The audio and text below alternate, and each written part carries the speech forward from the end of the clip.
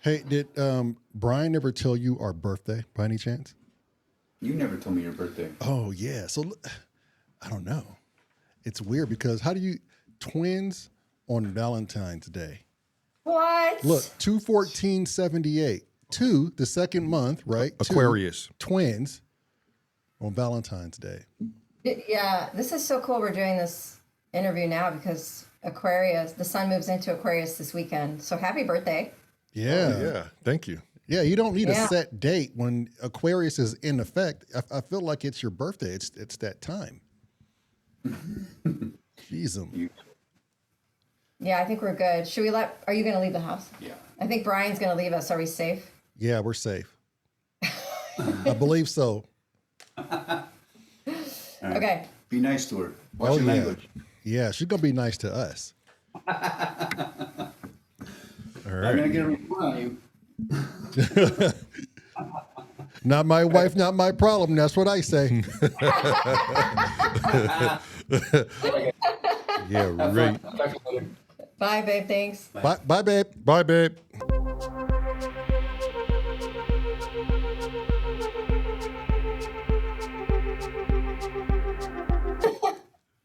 Welcome back to the podcast.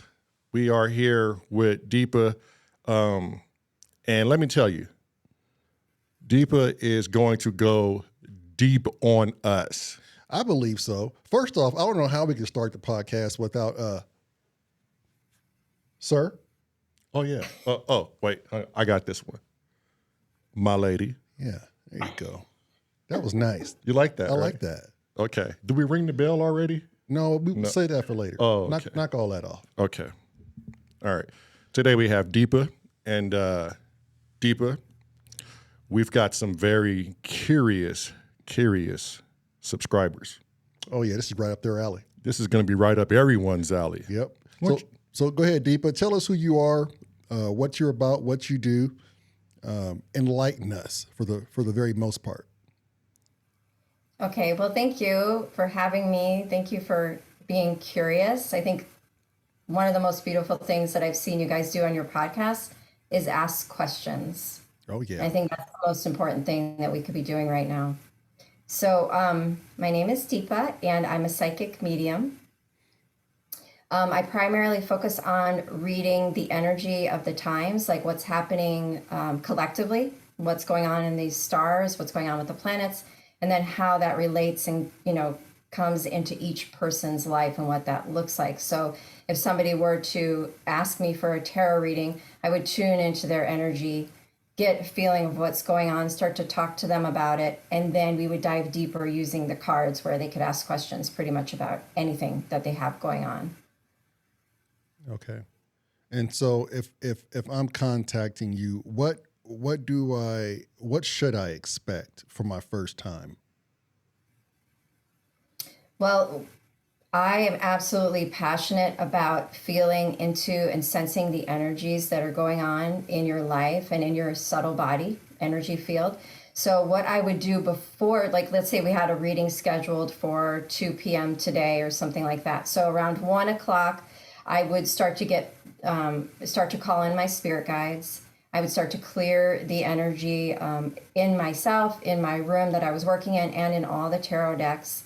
And I would specifically ground and protect the energy. And then I would do the same for my client. So I would just do like a mini clearing on them where I would check their energy field, make sure there was no earthbound spirits attached, which can happen way more frequently than we realize, and disrupt energies. And then I would just give a glance at their chakras, because usually what happens is a chakra will pop out. And it's a symbol of like, what are they working with right now? What's coming up for them? Where's the challenge, or where's the enlightening coming from? Like if they're going through a big growth experience, let's say. So this is what actually I did for you guys before I came on today. I kind of scanned your energy field. I cleared you. I cleared your music room. I actually did clear the technology, even though we had some difficulties starting up. Sometimes also what can happen is when I bring in the spirit guides, especially our galactic family, their energy and their vibration is such a different frequency that it usually does something weird to the technology. And so I'm not totally surprised that that happened. It's kind of like you guys are getting recalibrated and upgraded to a different frequency because you're choosing to finally connect with this side of yourself, which is this multi-dimensional aspect of being a human. You're like, wait a minute, what else is going on? Because I've had different experiences that are telling me different things about myself than what I would hear like on the news or learn from grandma. Like, I want some answers. This stuff is not everywhere. I Right. can't just find it anywhere. You just gave me the chills. Right. And then for all those that are watching the podcast, if you see us there off camera, it's because we're looking at our monitor at DEEPA. So don't be confused by that. But DEEPA, can you tell us why, not why, but when did this all start for you? How did you know that you had this gift? How did you get to this point? Right. Okay, so if I want to go way back, I grew up in a house that was it was 100 years old. So there was multiple spirits in the house. Excuse me. I think that's where my first exposure of connecting with spirits actually came from, was they were just milling about the house all the time. And you have a lot of downtime as a kid. So, if I were to go into my deep past as a child, I grew up with ghosts, technically, if that's what you want to call them, or earthbound spirits. That was kind of like my initiation into, moving beyond my normal physical 3D awareness.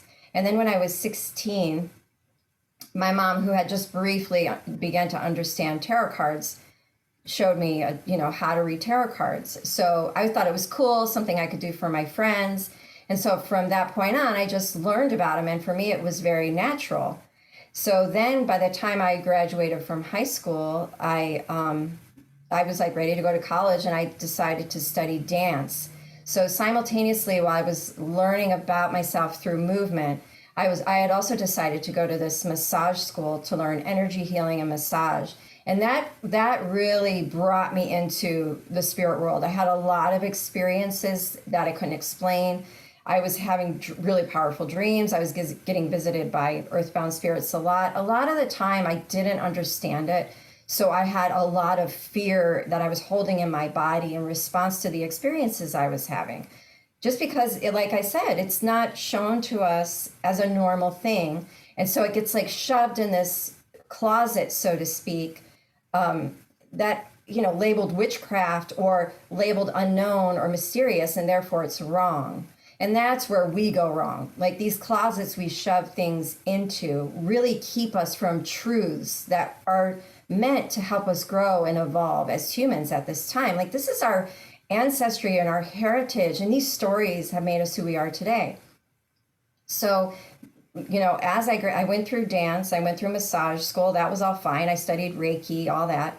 But then I had put it all down, and I just went traveling. That was one of my desires, to go traveling. And that kind of spun me off. And I was basically pouring all my energy into bad habits. I was out of money, I was out of energy. A series of horrible partners had led me to realize I needed to stop, turn around, look at myself, and adjust, like realign. So I actually ended up moving into an ashram. And an ashram is a place where you study meditation and yoga. And this particular ashram, luckily, I could be there in exchange for my work. So I would work, do whatever needed to be done in the ashram in exchange for these teachings for yoga and meditation. So that was the last 20 years of my life. I've been a yoga teacher and a meditation teacher for 20 years, probably 20 plus years. And honestly, before I get to here comes my tarot and stuff once again, and that was 2020, the most important thing I could have done with myself is learn how to meditate for the past 20 years. If that was the only thing I did, fine. Because it's hard to get to the point where you can observe yourself from the outside and start to look at yourself and your experience and just be with yourself, but also start to ask questions. Why am I having these same experiences over and over again where I attract suffering? What is this really about? And it takes time to get through our density and get through the ego to even be able to start to ask those questions. So for me, I needed that 20 years of self-reflection and meditation to get to this place where I am now. And this is where I come back to Lamont, what you said, which was so beautiful. I was sitting on the couch 2 years ago and I came up with this insignia. It was kind of like a download you received. Right. And, a couple years ago, a lot of us found ourselves sitting on the couch when we were all forced into quarantine. And it was like this, let's say like this energy and this momentum. You know how you go into a hot tub and you run and it gets the flow of the water moving so strong, it's hard to turn around and go back the other way. Right. Well, with the quarantine, all of a sudden, all of us turned around against that flow and had to, here comes this flow coming at us. How do we slow down? What does that even look like or mean? I'm going to sit on the couch and all of a sudden my entire life flashes before my eyes. I go into a major reflection mode. And because of that, I open up to a whole new world of myself I didn't know was there. And that's exactly what happened. So in 2020 for me, it actually started in 2019. My spirit guides all of a sudden came through very loudly and very clearly. I had put them on the shelf for years. I hadn't talked to them. But they were like, it's time to put a tarot table in your bedroom. And it's time to relearn these tarot cards. And the energy was so strong that I just was like, it's time. I didn't even question it. It was a movement that came through. And because we were quarantined, I had all the time in the world to sit down and go through a whole year of tarot training. Before that led me into deeper and deeper studies of esoterics and so on. So what did that do throughout this whole process? What did that do to your ego? That's an awesome question. So one of the first things that came up, starting also in 2019, so simultaneously as the guides were saying, put a tarot table in your room, get to know tarot again, the other thing that was happening is I was coming to terms with the way my personality was being perceived externally. So who I thought I was internally was not what I was showing externally. What that means is, because of the way I grew up, I had a pretty distorted father figure. Because of the way I grew up, I took on so many of his ways of perceiving and operating within the world that, he felt like he needed to dominate and control the world to feel like he had control of himself. So I took all that on. Okay, this must be the way that you operate. You've got to dominate your environment. You have to control the people around you. There's a sense of manipulation that needs to go on. All of this to protect what was deeply inside, which is a very fearful, insecure, and neglected inner child.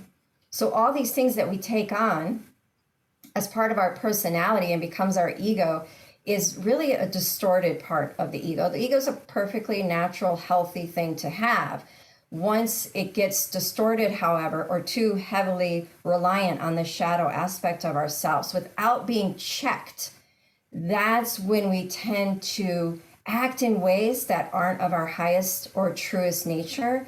And that's when people around us start being great mirrors and, we start to see this reflection of, I don't think I'm making that person feel very good right now. Right. And how do I want to change what I'm doing to, reflect how I really want to portray love? Is this my message of love? Because now that I'm growing and maturing and evolving, what I'm seeing is my dad through me instead of who I really am. And who I really am is a completely different person. So I had to shed layers of learned behavior and pattern thought with therapy, using a therapist, thank God for my therapist, along with my meditation and spiritual practice, but I needed both because part of the process was, what happened when I was little and my dad would yell? What was going on there? What happened when they would lie to me about, he was an alcoholic and a drug addict? What happened to me when those lies were being shared? Oh, I learned denial as a way of coping with life. Awesome. Okay, that's something I need to get into inside of myself, try to crack open and see how many avenues it's taking me down in my life that weren't good for me. So what I was coming to is a process of integration. So I found through my ego, I was living in this very separate sort of identity where I separated myself from everyone else. And I found a way to protect myself through denial, secrecy, manipulation, all these seemingly negative attributes that were serving as band-aids to protect me because I couldn't take anymore. I couldn't take any more pain. So I had all these band-aids protecting me from more energy from the outside. And at this point, everything was perceived as a threat. And people who have any kind of childhood trauma at all would understand what I'm saying about that. You start to cave inward, and then the outside world just becomes a threat. So it was a process of purifying those tendencies and also learning, like, what am I doing? What are these band-aids? Why do I have them? How was I neglected or unvalidated as a child?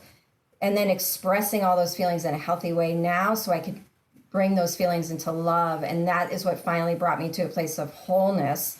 So now I'm in integration mode instead of separation mode. And as we evolve, we become more integrated and whole beings. The idea of being separate from ourselves or anyone else falls away, and we see our true nature, which is one interconnected consciousness or collective. Not just you with yourself, you with everyone and everything around you starts to become very, very obvious. Right. So it's not really an ego death per se. It's just restructuring the ego to work with you like a harmonious type. I don't want to say entity because I think the ego is still you, but it can somehow separate from us. And so we really just need to figure out ways how to work with us.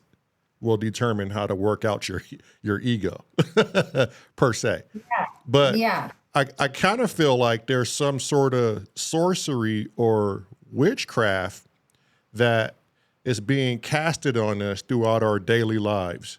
And it makes it hard for us to integrate with ourselves and all of these aspects of ourselves. What about you? So what do you mean by that? Like, what do you mean by... I just feel like we're taking in so much information from a negative point of view, and all we can see is material things and color and categories, and we're trying to put all these things where they probably shouldn't be, and it's just preventing us from totally knowing who we are and how do we escape this spell. Okay, yes. So the 3D reality, which is the one that most of us are living through on this planet, is polarized. So we live through polarity. We have good, bad, we've got sad, happy, we've got peace, chaos, like it goes on forever. Because of this duality, we learn and we grow and we evolve. So in order for us to get to higher levels of consciousness or a more subtle energy, a more subtle dimension, for instance, we have to experience polarity. We have to experience opposites. The trouble that we get into as humans is taking sides. So based on your past, based on your wounding, you'll choose sides for certain reasons. A lot of us, unfortunately, are run by our subconscious programs. So the subconscious is not what we're readily connected to on a day-to-day basis, especially if you're sort of a normal human, just going day to day. The subconscious appears in our dreams to give us messages or it's basically anything that's happened to you previously in your life is stored in your subconscious. And oftentimes it's forgotten about and it can be stored as a wound. So if you have a wound in your subconscious about abandonment because, maybe a parent or parents didn't give you the validation and the love that you needed when you were young, for instance, that subconscious wound and fear about being abandoned again in maybe romantic relationships could be running the show. So now you don't know it, like you're saying on the conscious level, I want love, I want romance, I want a solid partner, I want to commit to somebody over time, but you always attract people who abandon you.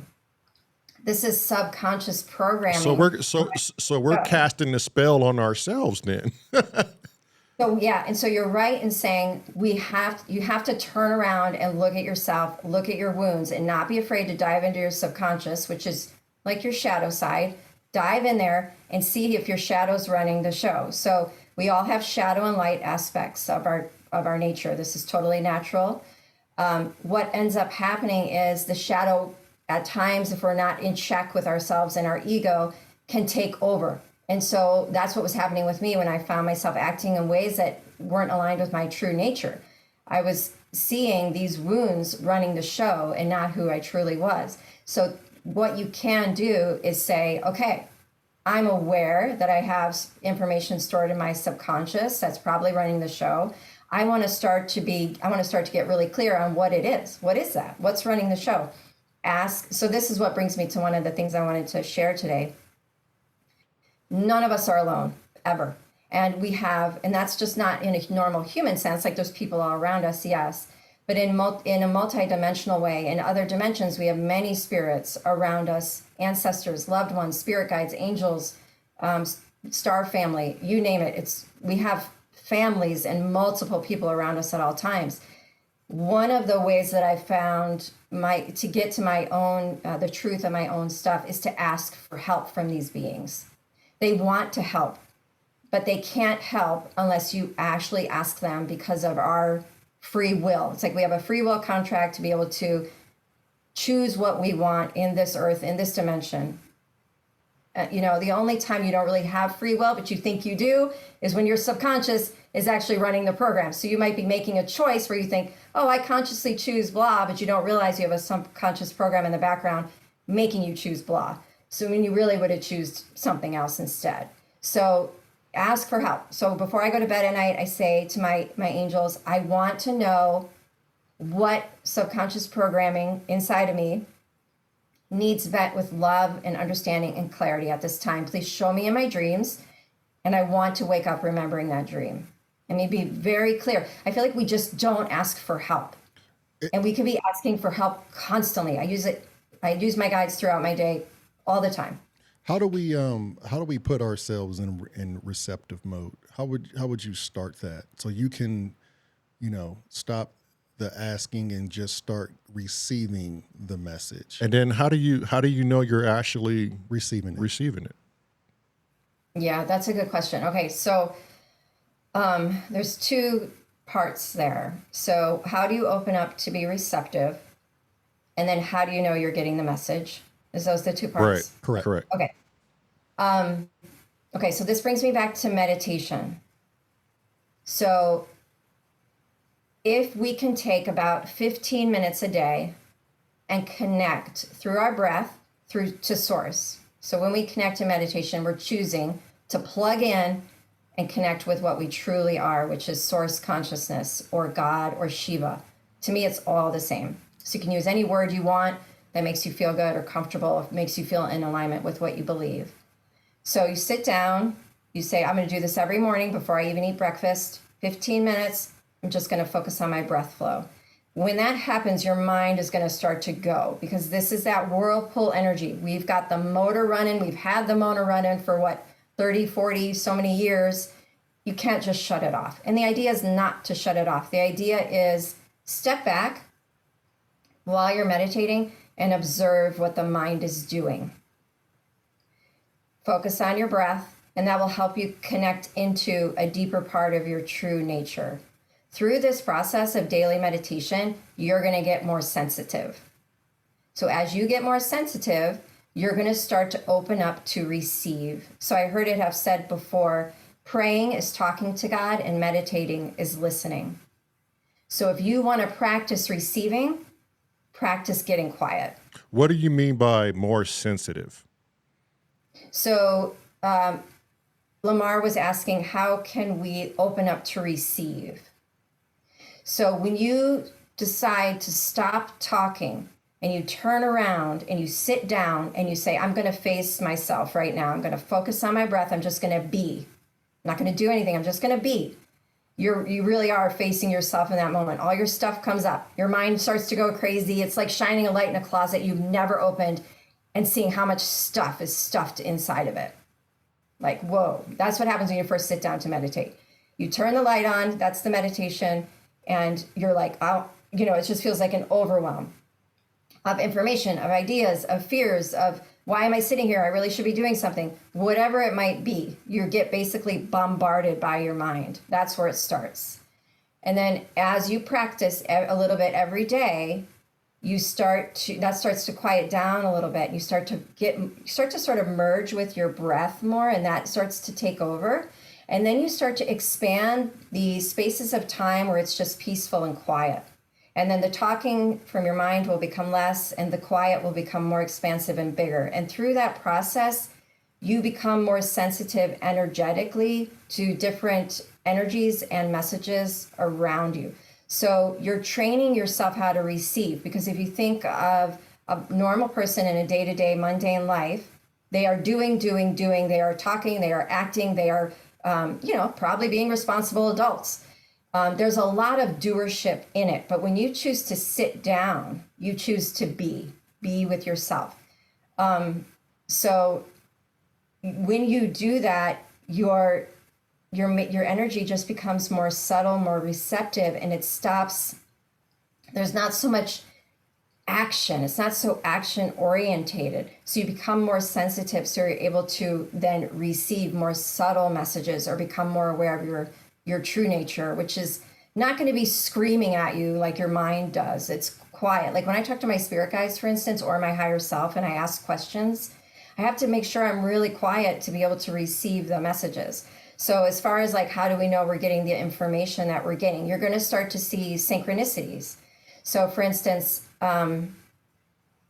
sometimes I'll ask for a sign. So I'll ask a question and I'll ask for a sign. Like, so I'll just use an example. We just lost our kitty, Luna, and she was, our cat for 20 some years.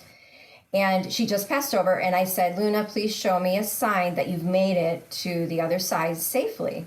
Like, I want a physical sign to, in this earthly level.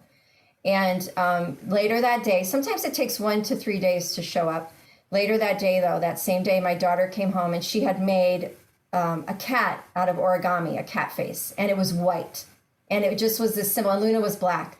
So it was like she had literally ascended and made it to, let's say, heaven or a realm beyond. Like she really had become her spiritual body completely. And the fact that she was white instead of any other color was just like a symbol of that for me. So your higher self, your subconscious, and your spirit guides will talk to you through a symbolic language that makes sense to you.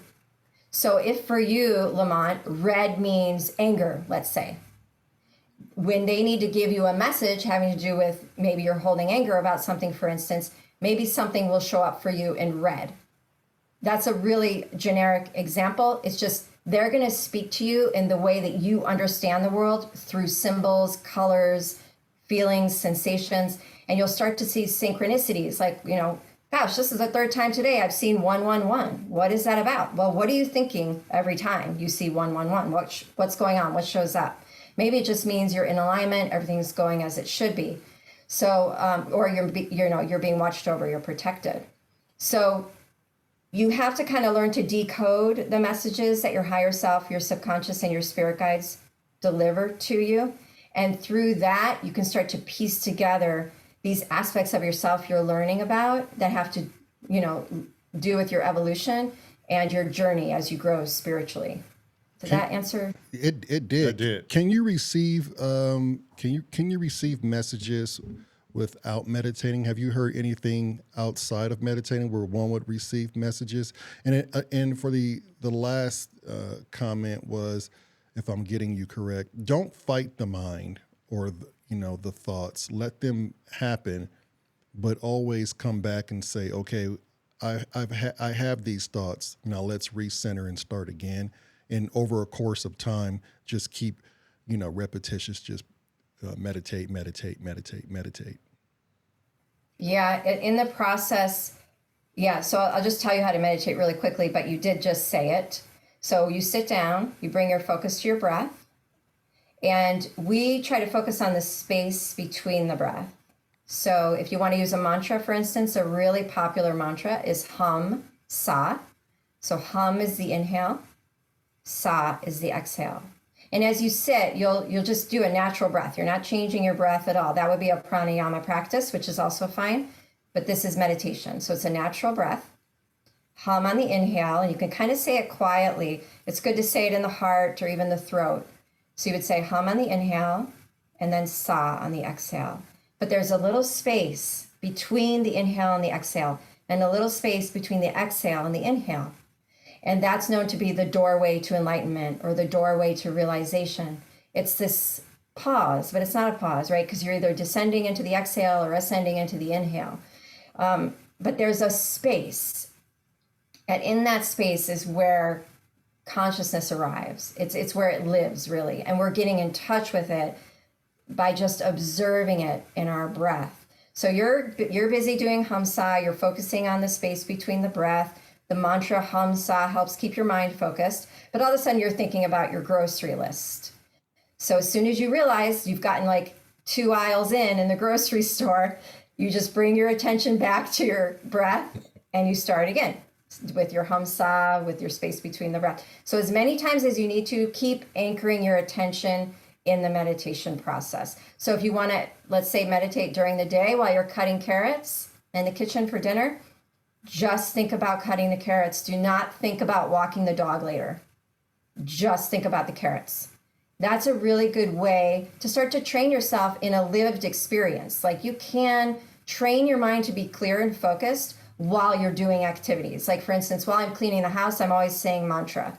It's not hum sa, I use a more active mantra while I'm cleaning the house. But that way I'm doing something with my mind that's purifying, cleansing, and aligning me to my true nature. And I'm not just letting my thoughts go unwatched. I always think of the mind as a toddler. You would never let a toddler walk around by itself. Don't let your mind wander without your observation. You can think about so many self-sabotaging negative things that go on in the mind. They're subconsciously creating a reality you don't want to experience. Right. And if you're not watching them, if you're not observing them, so that's one of the ways to know, your programming. Start to listen to what your mind is actually saying to you and about other people. Okay, and then back to that. What was my question earlier? It was, can we receive without meditating? Yeah. Yes. Just because you don't meditate doesn't mean you are not of source or of God. That means at any point in time, you could have an epiphany or a realization or a visitation from a loved one or a galactic being. What I stress all the time, and something I'm always telling Brian, is everything is possible. Every single thought, action, belief, reality, it's almost overwhelming. But we are creator beings. We are of God, which is the creator of this realm and all others. We can create, and we do create all kinds of realities and all kinds of experiences. And this is the really hard part. Everyone is right in their experience. Everyone is right in their choice. And for us to get into why did they do that, or why did they choose that? It's like trying to control our environments. It's an illusion. And it's because there's some sort of fear we have of being out of control, some sort of insecurity, something that comes up. We want to understand people. We want to understand their motives, especially when they do something horrible. But what we may not understand is they are also working through massive wounding and shadow aspects. And those wounds and those shadow aspects are teaching them through their own lessons what they need to learn in this lifetime. And it will affect somebody else in maybe a negative way. And that's why it's really hard to accept. But when you get to the higher understanding and higher spiritual essence and higher spiritual, I don't know what you want to call it, understandings of the way the universe works, no one is ever wrong. No one is ever, now it doesn't allow, that doesn't make an excuse for people who do bad things. What it's trying to help us understand is everyone has the reasons that they're going through the life that they're going through, including the people that have chosen to be the victims of those experiences. And they're also going through their own lessons for their particular reasons. On the higher spiritual realms, everyone is love. Everything is right. There's no need for fear. There's no need for resistance. And there's no need for criticism. And once we take it to that level, then we start to see that everyone is on a common ground, working toward their evolution. We're all working toward that one goal. Right. And I'm looking at your backdrop behind you, and I see the circles, and then I see the center circle in the middle, and those outer circles. What you were saying was all these different beliefs, but they all tether back to center, to source. So you can't be wrong because they all ultimately are back to love, which is ironic because everyone that has their belief, it's all centered around love. But I can tell you though, during my near-death experience was I didn't see any angel-like figures, but I ultimately knew there was something there. I want to say it was behind me because I felt this like blanket of like overwhelming love just to tell me that it was okay and everything's going to be fine. And then I thought back on a particular situation of me judging someone, and it really felt like me judging myself, meaning that we were all connected. And how dare you judge someone when you're only judging yourself ultimately because you're all connected. So I think the fact that you said that resonates really well. And also that the universe was tailoring itself to me. It wasn't, because I'm more of a universal guy, source guy. And it was saying, look, you're right too. It's all in one. It's all the same. We're all the same. So I don't know how you feel about that. Yeah, no, that's it. That's really beautiful. So basically, you had a mini life review, which is interesting. You had a glimpse into what happens after we die, which is, and I have never had a near-death experience myself. So what I've learned and observed and heard from others is that you go through a life review and you really do get to experience the way other people received you, because Right. that's how we know the effects of our behavior and our choices. And you had like a little picture of that through that self-criticism lens. So that's really cool. Yeah, it was more so of not per se a picture, but a emotional feeling of you just did it to yourself. How does that feel? Like it was literally me judging myself. No one had to do it. Like I did it already.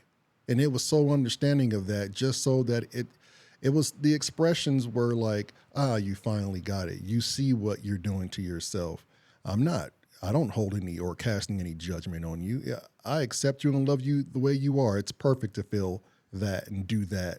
It was like a good lesson for me.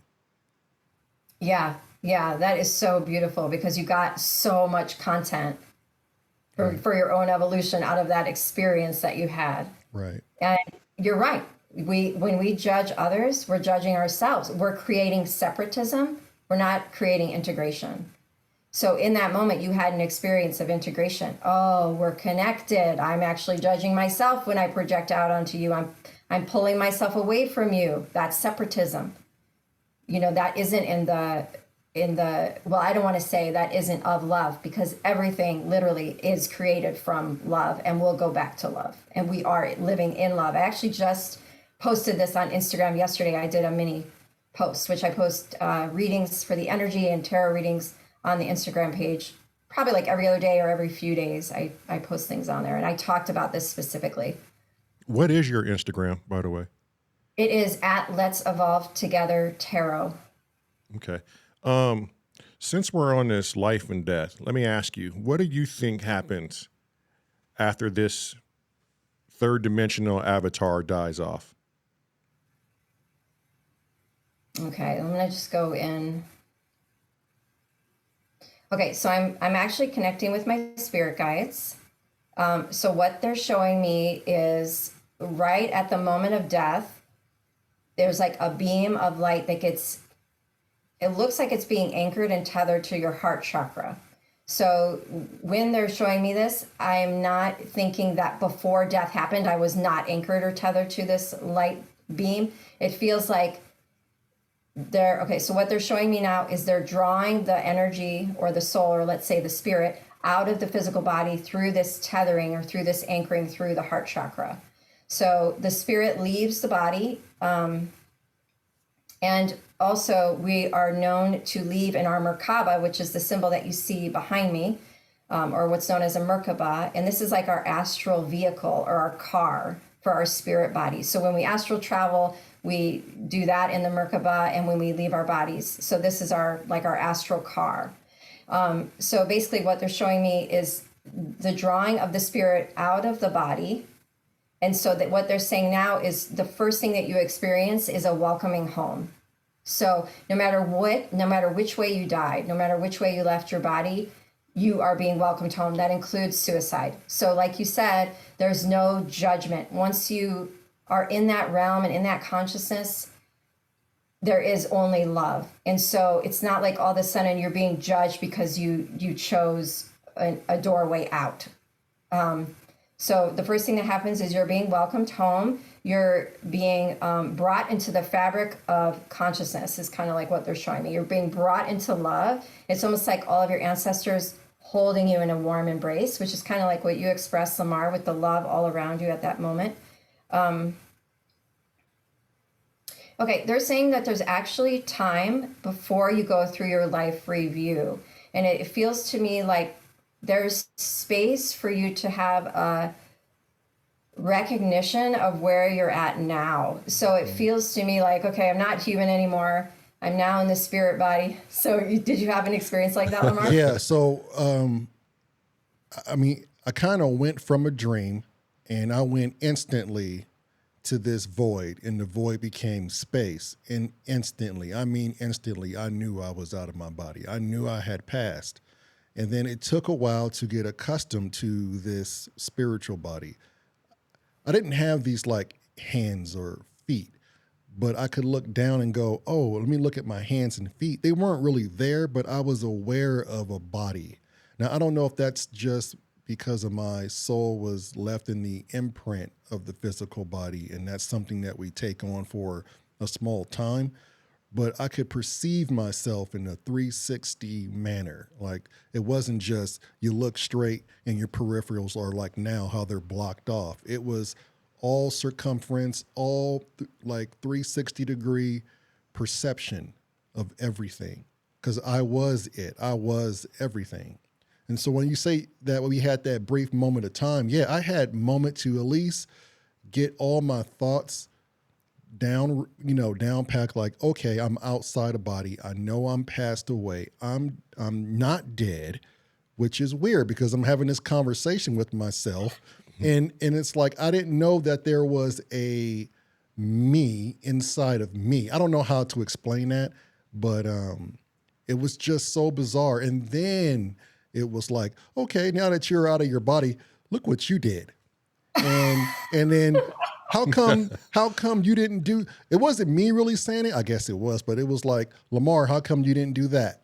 How come you didn't do this? You said you were going to go down here, experience that, and do that. Why haven't you done it? It's like someone brought me back just to get me back on track. Yeah, it was a reset. Yeah, I would say, yeah, hard reboot. I think, my understanding, and I could be wrong, is because we have what's called a higher self or an oversoul. And that would be like, let's say, a really big energy or a really big entity. And it basically divides itself up into many human experiences.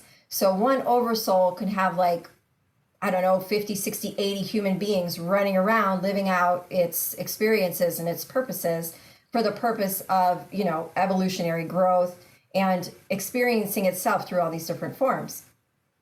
And then over the oversoul is is an even bigger entity that divides itself down.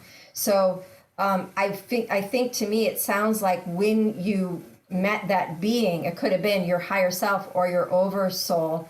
That was kind of like, okay, let's talk about this.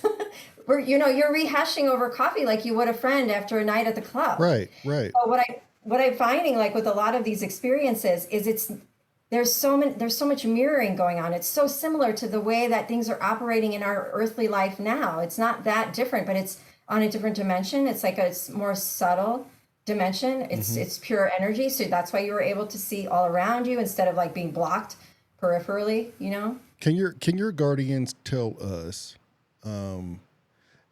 because some have given the gift to be outside of their bodies, but is it supposed to be a secret? Obviously not if I have the opportunity to come back and explain my story. So I don't think it's a secret that we're not supposed to know, but how come other people who really need this type of experience don't get it?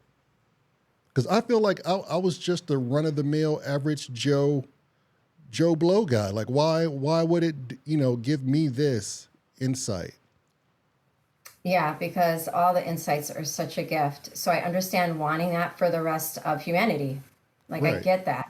And we often want to share with people how we've learned and grown. I mean, that's really the point of all these wonderful podcasts that you guys do. You want to share what you're learning, what you're experiencing. Let's see if it can help someone else. And that is true service to humanity. That's a way to serve. So I love that you guys bring that into the work that you do, and that's really special. And through that statement that you just made, it just shows how big your heart is, because you're wanting other people to be naturally, of course, it's a natural tendency to want people to be free from suffering. Right. So how come I get to have an enlightening realization, but the guy over there is suffering? That's a question we actually hear a lot. And this is what it comes down to. It's like we're still judging somebody else's experience from our experiences. And we're still judging whether, what they're going through is good or bad for them. So either way, we're still saying they're separate from me. They're going through something. Why aren't they getting the help they need?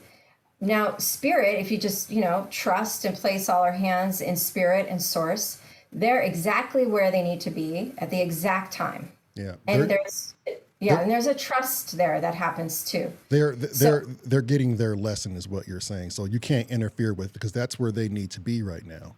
That makes so much sense. Yeah, unless for some reason you got, it was one of those situations where you're like, hey, we need to do an intervention with our family member. You know what I'm saying? That's when you all agree to come together to help someone. That kind of thing is different. But yes, there's a certain amount of their spirit guides, their life plan is set. They need to go through what they need to go through. I need to go through what I need to go through. Obviously, we all affect each other. As I grow in my own consciousness, it will inevitably affect everyone around me. It's impossible for it not to. We're all a part of the same consciousness. We are consciousness. It's like, how you can jump in and out of a pool of water. Well, if the water was consciousness, we would never be able to get out of it. That we are a part of it. There's no way to jump in and out of it. Right. So even though it looks like they're not having those experiences, we really don't know. They could be having really intense dreams, and that's where they're getting all their information and realization and lessons, in the dream world. Because it really depends on what are they ready for. Maybe you were ready for that type of experience, and that's exactly why you had it, and that's why it had a positive impact on you. Where for somebody else, they could be going through some sort of traumatic PTSD kind of situation that would have maybe it would have made it worse. We don't know, and we can't say. It's impossible to say what would be good for somebody. So do you think on the other side, when we all get there, do you think that we have these soul groups at our particular enlightenment level? Meaning, is there different levels of enlightenment or consciousness that we still have to, like, let's just say he's a little bit more enlightened than me. He's going to be in a different group versus I'll still be at this vibrational level. So what they're showing me now is no.